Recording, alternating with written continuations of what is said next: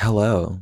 Hi everyone, it's me Kevin. I am back again with yet another video, and if you're clicking on this video, then you probably already know a little bit about neopets.com.org at Gmail, and you're probably also thinking to yourself, what are you talking about? How is 2025 going to be the year of Neopets? Isn't this old game already on its last legs? Isn't it already dead? What are you talking about? Just give me a minute. Before I get started, I am supposed to be telling people to like and subscribe, but I can't tell you what to do, so do whatever you want, but just know that I said it. So if you have not been in the loop, back in mid-2023, Neopets made a really big announcement that they'd be taken over by a new team, and that team would be led by Dominic Law. The team was really focused on pushing through two big visions, which was number one, like overhauling the site, and number two, reviving the brand. I feel like a lot of people know what Neopets is or like remember it from their childhoods, but they don't actually know what goes on in the game today, and a lot of people I feel like don't even realize that it's still alive, and I think that's what they really want to capitalize on and bring the life back to. They would then take this opportunity to kind of call this new era the Neopets Renaissance, which is a whole thing. You take that as you will. But over the last year and a half, we've actually seen a number of really big changes come to this site. And slowly but surely, we have also been seeing a lot of quality of life changes as well, which the site has really desperately needed over the last decade and a half or so. And it's just really exciting to be a part of this big shift in the site. I just wanted to kind of take some time to really talk through all the big changes that have happened in the last year, as well as the big things that we can anticipate coming and why I believe that 2025 will be the year of Neopets. One of the biggest things that has come in the last year is the release of pet styles. Now, I consider this to be probably the biggest release of the site in the last like 15 years. I want to say it's a pretty significant change in the site. To sum up the context, back in 2007, Neopets made a pretty controversial decision to change the artwork on pets to like the more converted styles that we see today, which is like a more templatized version of the pet that can then end up wearing clothes. The whole point was to add microtransactions to the game, really. But in doing so, they actually left behind some of the pets that were allowed to maintain their old artwork. These would then be called unconverted pets. Little did they know, this actually ended up being the catalyst for the creation of an entire pet trading system and ended up becoming like a staple of the gameplay of the site. Now, the older teams have said multiple times that we would never see the old artwork pets be creatable again in the game. They were very firm about it never coming back to the game, and this only heightened the intensity and exclusivity of these old artwork pets because they're a limited supply. We're never going to see them come back. However, with the Renaissance, the new team actually made it a big priority to reintroduce these old artwork pets back into the game and find some way to make them available again. Now, I already have a video dedicated to the actual rollout and mechanics of this old art release, but I think one of the most exciting things for me is just the way they went about rolling these out. The current mechanics have actually paved the way for it to be able to be used as a mechanism to reintroduce not only the old artworks, but actually create brand new artworks as well. And even some of the older styles have gotten kind of a refresh and a revamp to make them feel a little bit more modernized, especially the ones that didn't really have a dynamic poses in the old styles either. It's kind of been a fun way for us to get a brand new version of these pets that we haven't been able to kind of see before because we've been so locked into these converted styles. Now, outside of these releases as well, we've also been getting other releases that kind of use that same mechanic of like covering up the pet's image through things like the Yuzuki doll series, the Black Kadoti wearable, as well as variants of the NCUC styles like the prismatic versions of the fairies. I think ultimately this is really setting a huge precedent, and I've already really loved a lot of the new artworks that they've been introducing. Some of my favorites have been the new Halloween ones as well as the new ghost ones. There's still a lot more left out there, and I think that also means that there's a lot more potential. So definitely something to be on the lookout for through the rest of 2025.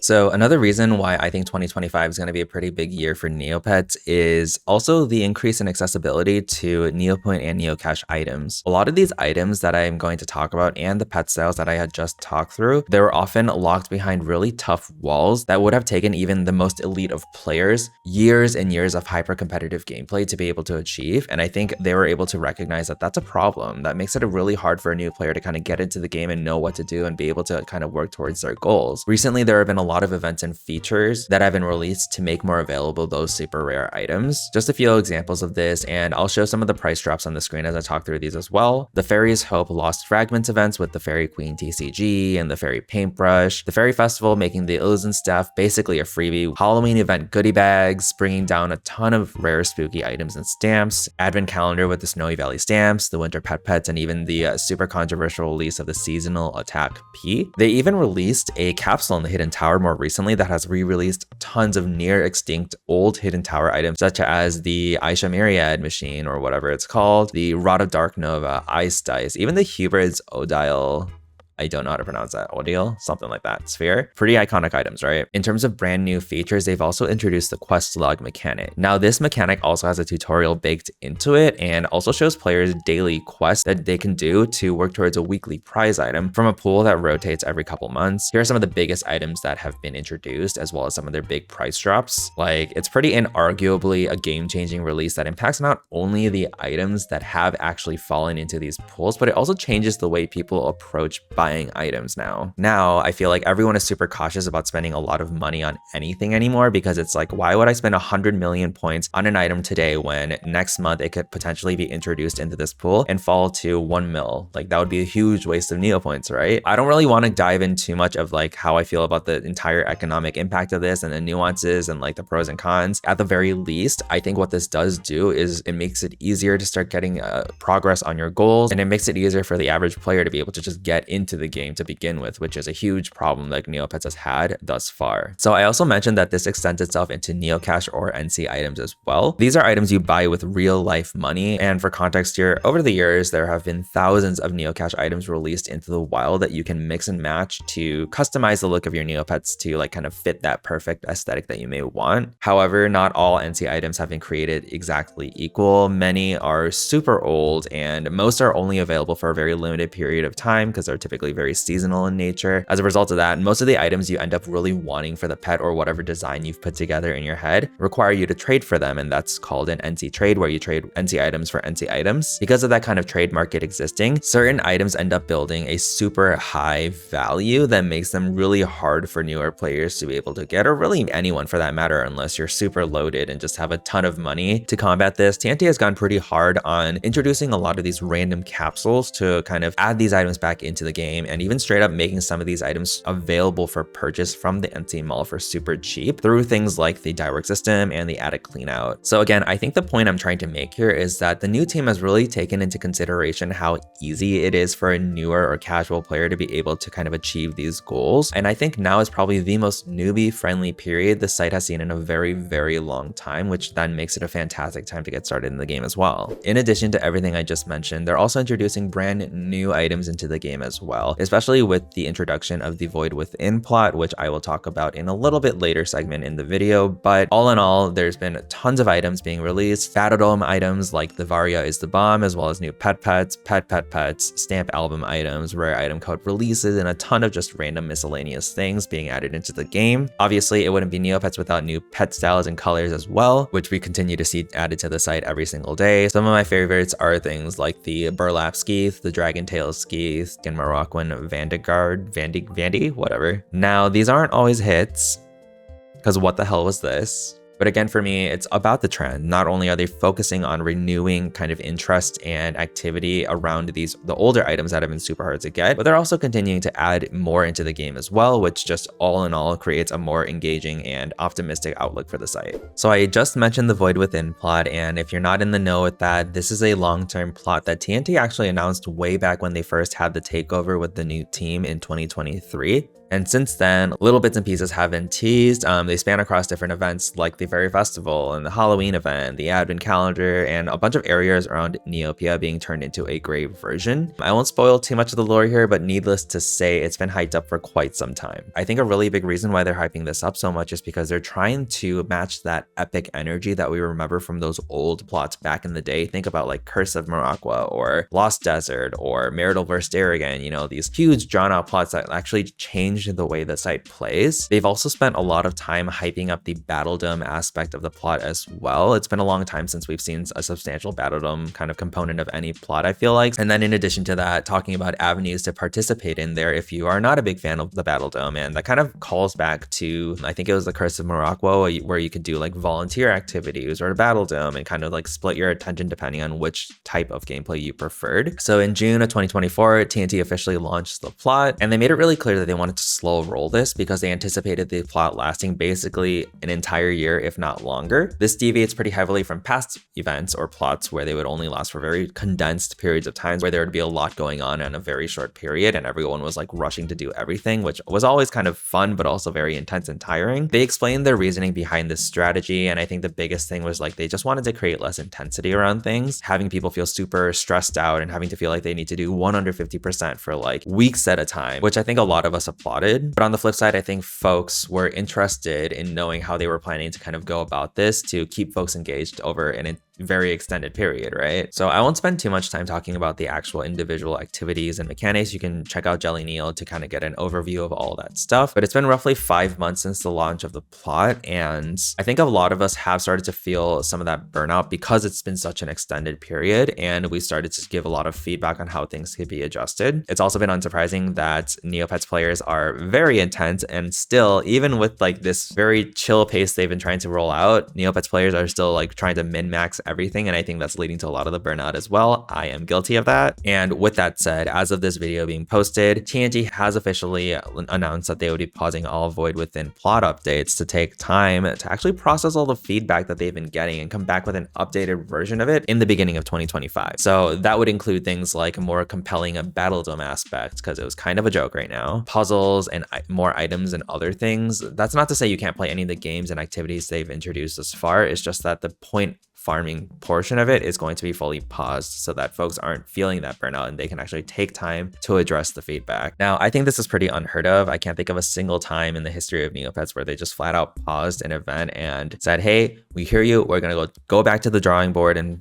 change stuff up and make this a more engaging experience for you. Personally, I take this to be a really great sign from the new team. I know a lot of resources went into planning out this event. I mean, think about it. They had to plan out a site-wide year-long event in advance and had to like think about all the logistics and resourcing and execution, and like it could not have been easy. And to like kind of throw that out the window and be like, okay, we're gonna kind of rethink this all together, that could not have been an easy decision to make. And you know, to me, I have a really good feeling about their willingness to go back and check and adjust based on what we're saying. And I just have a lot of faith that the version they're going to be putting forward in the beginning of 2025 will come with a ton of changes that will help to make this a lot more enjoyable of an experience, and that the long-term event model that they're pushing can be successful. So the next thing I wanted to touch on fairly quickly, and it's a bit of a niche one, but I know pet traders go feral over this one, so I think it's worth talking about. It is the upcoming purge. Now, what is the purge? To put it simply, it's essentially where TNT is going to go through their registered accounts and find all the inactive ones that really just have not had a login in an extremely long time, have had very little investment of time, picking and choosing those accounts and deleting them, including the items and pets on those accounts. Now, once those accounts get deleted, all the pet names and that account username becomes available for creation. That also means that there are quite a lot of pet names that you would consider quote unquote good that are going to be made available. It was originally planned to start in October, so it's already past that. It did not happen for reference, but I'm hearing that it was pushed back to Q1 to make sure that they have the right logic set up so they're not, you know, deleting active accounts by accident, and also just making sure everything is super smooth so it's not messing up any performance on the site. Also, in addition to that, since TNT knows that a lot of pets are going to be created during this purge process, they have been talking about increasing the maximum limit of pets on accounts in tandem with starting up the purge, so everyone can also just kind of add more pets and like have that space to create pets. The current maximum is 20 pets if you have premium, 16 if you don't, so that'll be a pretty exciting update in itself as well. So next, I did want to give some credit where it's due, just to talk about some of the updates that have been made on the site in terms of quality of life. The scope and impact of them could probably range from small to large. That doesn't change that they're still impactful to the larger pie itself.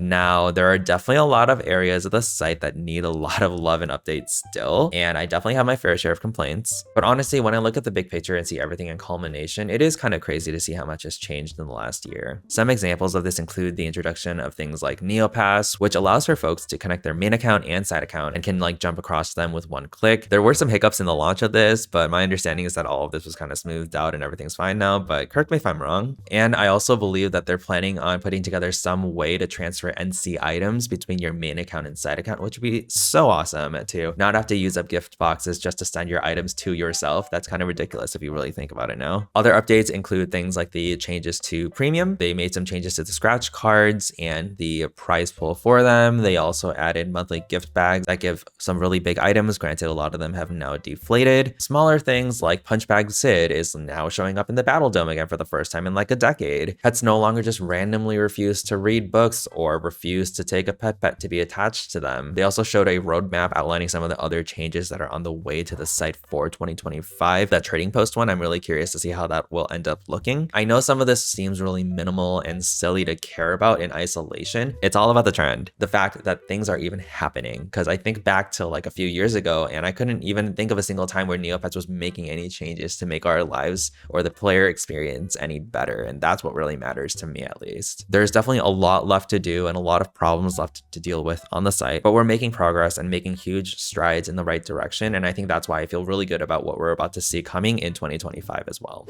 Next thing I want to talk about is the 25th anniversary of Neopets. So technically Neopets launched in like November of 1999, which was basically just 2 months of 1999. I think they're gonna like technically consider 2000 to be that official launch year. And obviously 2025 is 25 years after 2000. So it's gonna be a pretty big year. I know that they have a lot of events planned. They have the birthday bashes planned as well. I will be at the Chicago one if anyone else will be there. And the team has already been teasing some really cool stuff that's about to be coming. I think one of the biggest things is the teaser for the new 25th anniversary pet color and pet color. I don't know if we've seen a lot of the actual examples of what they're going to look like, but at the very least, we know that they're going to be a pet color that's released. And I can't even remember the last time we got a new pet color. So I think that in itself is kind of substantial. In addition to getting converted versions of the 25th anniversary pets, we'll also be getting the pet style versions. We'll be getting multiple things. And again, this kind of calls back to what I was saying in the first section where, you know, the way pet styles were released builds upon itself and gives a lot more avenues for us to have a lot more versatility and flexibility in how we want to have our pets look. So the last thing I wanted to touch on is something that I feel like gets minimized or just completely disregarded by a lot of people, but is pretty important, is TNT's kind of focus on community related outreach. They put in a lot of effort over the last year and a half to establish better communication with its player base, whether that's through the Neopets Discord server or the Facebook channel or the monthly live streams to help answer questions and spotlight new updates to the site. I think there's a lot of opportunities for them to be able to do this better, but I think the fact that they're trying at all, granted our expectations were pretty freaking low, the fact they're trying is a big contributor to why I feel so good about the outlook of the site. You know, they've also been doing a lot to continue to build that brand in real life as well. I know that they've been working really hard to participate in a lot of things like conventions around the world, releasing a ton of new merch, and even launching a full TCG series in partnership with Upper Deck. Just a lot of things that I feel like are super exciting and just continues to show how committed they are to reviving the brands. And I feel like a broken record at this point, but it's just such a huge contrast to even a few years ago where I feel like everyone just was silently thinking to themselves, or maybe loudly thinking to themselves,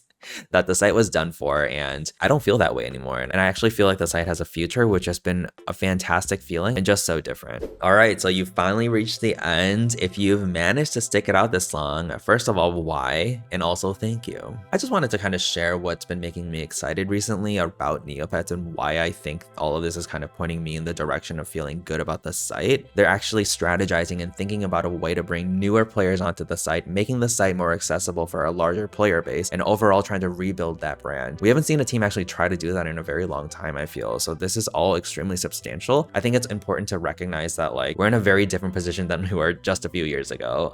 And that's something I want to kind of celebrate. So with all that said, if you've been thinking about coming back at all, and if any of this resonated with you, I definitely encourage you to just check it out and give it a try. Take some time to join the community. We have the Neopets Discord server. I know there's a Neopets Reddit. So lots of places where there are a lot of veterans that are more than willing to help a new player get themselves started and figure out what they need to do to kind of be successful in the game. There is just such an opportunity that I believe could be tapped into with Neopets.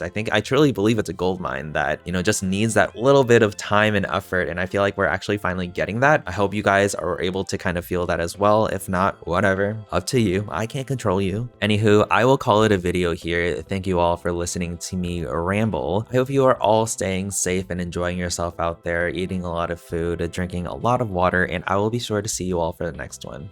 Bye.